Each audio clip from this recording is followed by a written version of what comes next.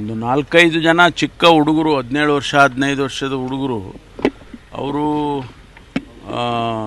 ಓಂ ಶಕ್ತಿ ಪೂಜೆ ಮಾಡ್ತಕ್ಕಂಥ ಸಂದರ್ಭದಲ್ಲಿ ಕಲ್ಲು ಎಸೆದಿದ್ದಾರೆ. ಅವ್ರನ್ನೆಲ್ಲ ಸೆಕ್ಯೂರ್ ಮಾಡಿದ್ದಾರೆ, ಅರೆಸ್ಟ್ ಮಾಡಿದ್ದಾರೆ. ಜುವೆನೈಲ್ ಇದು ಬರುತ್ತೆ, ಅದು ಕೇಸ್ ತೊಗೊಂಡು ಏನು ಕ್ರಮ ಮುಂದೆ ಅದನ್ನು ತಗೊಳ್ತಾರೆ. ಈಗಾಗಲೇ ಅವ್ರನ್ನೆಲ್ಲರನ್ನೂ ಕೂಡ ಅರೆಸ್ಟ್ ಮಾಡಿದ್ದಾರೆ. ಅದೇ ಕಾನೂನು ಪ್ರಕಾರ ಏನು ಕ್ರಮ ತಗೋಬೇಕು ತಗೊಳ್ತೀವಿ.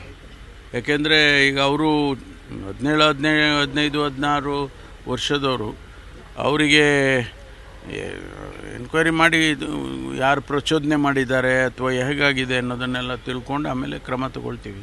And BJP is strongly opposing that particular aspect, sir. How do you look at it?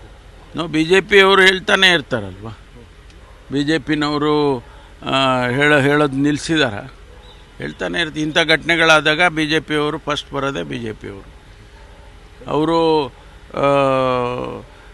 ನಾವು ಅವ್ರು ಹೇಳೋದಕ್ಕೆ ಮುಂಚೆನೇ ಕಾನೂನಿನ ಕ್ರಮ ತಗೊಳ್ತೀವಲ್ಲ ನಾವು. ಈಗ ಅವ್ರನ್ನ ಅರೆಸ್ಟ್ ಮಾಡಿದ್ದಾರೆ, ಕಾನೂನು ಪ್ರಕಾರ ಕ್ರಮ ತಗೊಳ್ತಾರೆ. ಇನ್ನು ಅದಕ್ಕೆ ಹೊರತುಪಡಿಸಿ ಬೇರೆ ಇನ್ನೇನು ಮಾಡಬೇಕು BJP ಅವ್ರು ಹೇಳಿ.